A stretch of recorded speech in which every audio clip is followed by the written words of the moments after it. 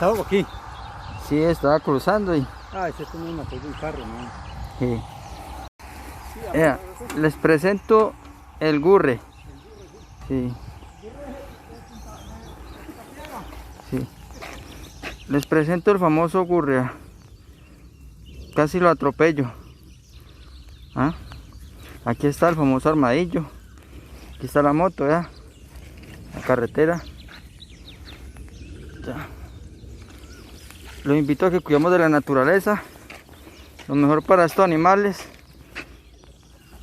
es esto.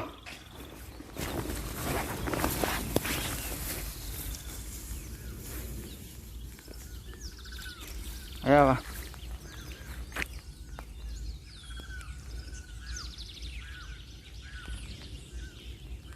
Listo. Estos animales están en vía de extinción. Hay que cuidar de ellos. Un saludo. Esperemos que cruce la carretera, a ver. Ya cruzó. Se va para el pasto.